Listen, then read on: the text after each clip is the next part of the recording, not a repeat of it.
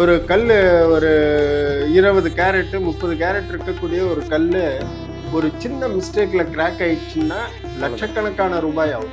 Value போயிடுச்சு. நிறைய பேர் வந்து தப்பா புரிஞ்சுட்டு இருக்காங்க. செமி ப்ரெஷியஸ்னா அது செயற்கை கல் அப்படி அந்த மாதிரிலாம் கிடையாது. ஸோ ரத்னம் அப்படின்னால சிறிய உருவில் பெரிய பொருள் பொதிந்தது.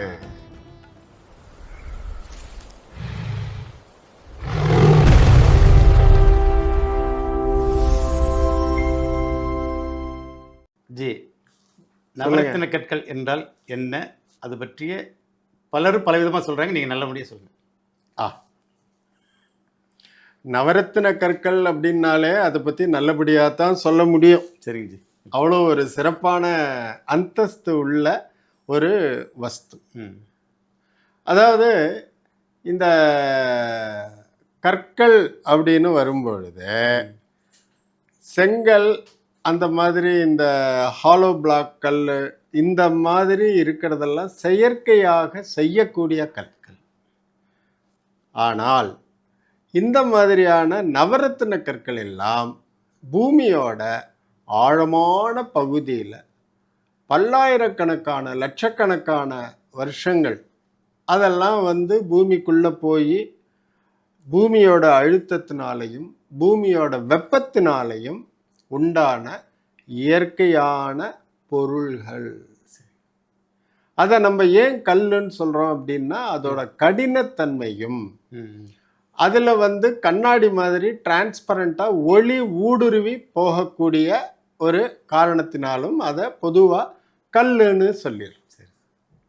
ஆனால் நம்மளுடைய மகா ஆத்மாக்கள் முற்காலத்தில் நம்மெல்லாம் பார்க்கவே பார்க்காத கேட்டே இருக்காத சில ஞானிகள் இந்த மாதிரி பூமிக்குள்ளே இந்த கற்கள் ரத்தன கற்கள்லாம் கிடைக்கிறது, இதையெல்லாம் நம்ம வெளியில் கொண்டு வந்து மனிதன் இதை அணிந்து கொள்ளக்கூடிய ஒரு ஆபரண வடிவில் செய்தால் மனிதர்களுக்கு ஒரு கல்லிற்கும் தகுந்த மாதிரி இந்தந்த மாதிரியான நற்பலன்கள் கிடைக்கும்.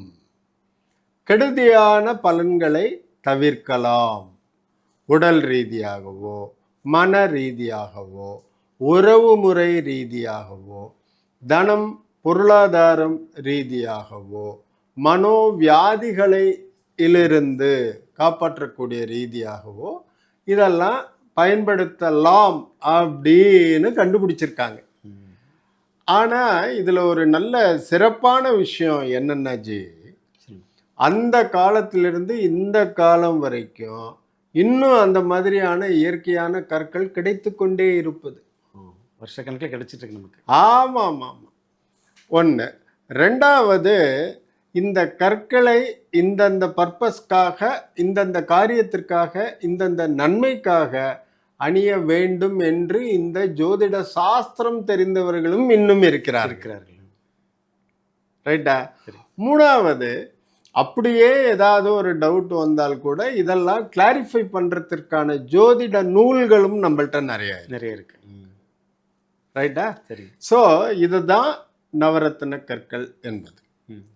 இந்த நவரத்தின கற்களில் நம்ம சொல்லும்போதே என்ன பண்ணிடுறோம், இந்தியாவில் நவரத்ன கற்கள்னு சொல்லிடலாம். நவ அப்படின்னா 9, ரத்னம் அப்படின்னா இந்த மாதிரியான உயர்ந்த நிலையில் உள்ள எதுவாக இருந்தாலும் அது ரத்னம், ரத்ன கம்பளம்னு சொல்கிறோம். ரத்ன சுருக்கமாக சொல்லிடுன்னு சொல்லிடுறோம். எக்ஸாக்ட்லி. ஸோ ரத்னம் அப்படின்னால சிறிய உருவில் பெரிய பொருள் பொதிந்தது அப்படிங்கிறது. ஸோ நவரத்ன கற்கள் அப்படிங்கும் பொழுது இந்தியாவை பொறுத்த வரைக்கும் நவ கிரகங்களுக்காக ஒரு கிரகத்திற்கும் ஒரு கல்லை நம்ம அசைன் பண்ணியிருக்கோம். இந்த நவரத்ன கற்கள் இல்லாமல் ரத்ன கற்கள் இருக்கின்றன. அதை இங்கிலீஷில் நம்ம சொல்லும் பொழுது precious stones, semi precious stones அப்படின்னு சொல்கிறோம்.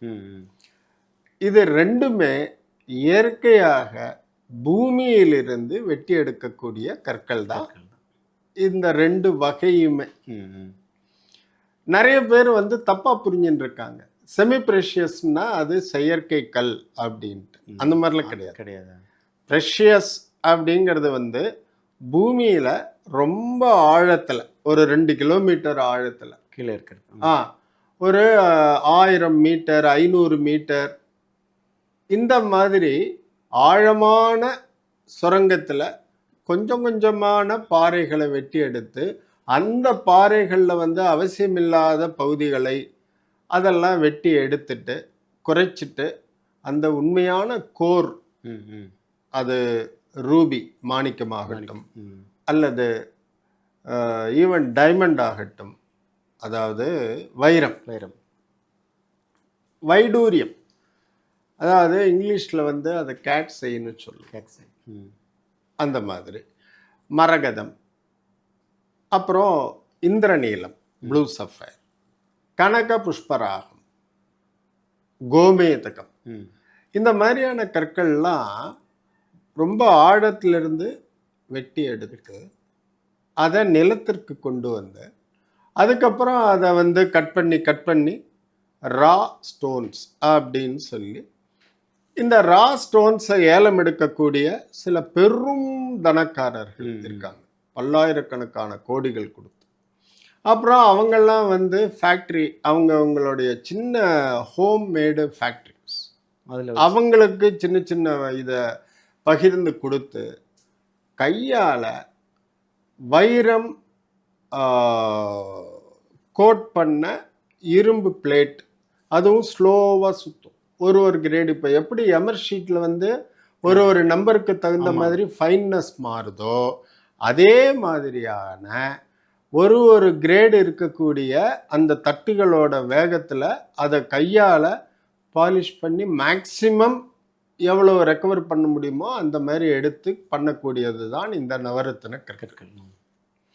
அதனால தான் இந்த மாதிரி வைரம், வைடூரியம், மரகதம், இந்த மாதிரி கற்கள் பூமியோட சில பகுதிகளில் நல்ல ஆழமான நிலைகள்லேருந்து அதை வெளியில் கொண்டு வரும்.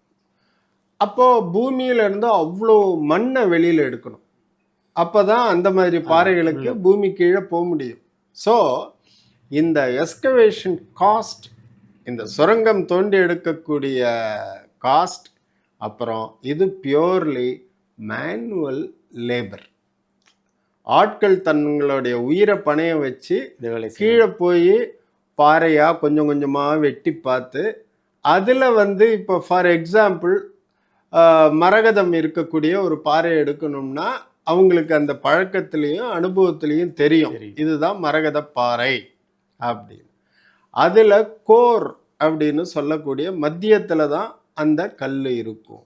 அதை இவங்க கணிச்சு அதை எல்லாத்தையும் மேலே கொண்டு வந்து அதுக்கப்புறமா இந்த ப்ராசஸில் வந்து நிறைய பணம் செலவழிக்கிறதுனால தான், செலவாகிறதுனால தான் நல்ல குவாலிட்டியான கற்கள் வந்து எப்பயுமே விலை ஜாஸ்தி, ரொம்ப ஜாஸ்தியாக இருக்கும். ஏன்னா அதுக்கான செலவு நிறைய ஆகுது. ஆமாம், பூமியிலிருந்து எடுத்து வர்றதுக்கு, பூமியில் வெட்டி அதை எடுத்துன்னு வந்து பல நிலைகளில் டிரான்ஸ்போர்ட் ஆகி ப்ராசஸ் பண்ணி பலவிதமான ப்ராசஸிங்கெல்லாம் உட்பட்டு கவர்மெண்ட்டுக்கு ஒரு நாட்டுக்கான கவர்மெண்ட்டுக்கும் அதற்கான இம்போர்ட்டு எக்ஸ்போர்ட்டு வரியெல்லாம் கட்டி அந்த மேனுவல் லேபர்ஸ்க்கெல்லாம் காசு கொடுத்து அதில் தப்பு தண்டா எதுவும் நடக்காமல் இப்போது ஒரு கல் ஒரு 20 கேரட்டு 30 கேரட் இருக்கக்கூடிய ஒரு கல் ஒரு சின்ன மிஸ்டேக்கில் கிராக் ஆயிடுச்சுன்னா லட்சக்கணக்கான ரூபாய் அவுட், இந்த வேல்யூ போயிடுச்சு, வேல்யூ போயிடும். ஸோ இதெல்லாம் இன்வால்வ் ஆகிறது. ரைட். இப்போது நம்மளோட ஜோதிஷ பூர்வமாக பார்க்கும் பொழுது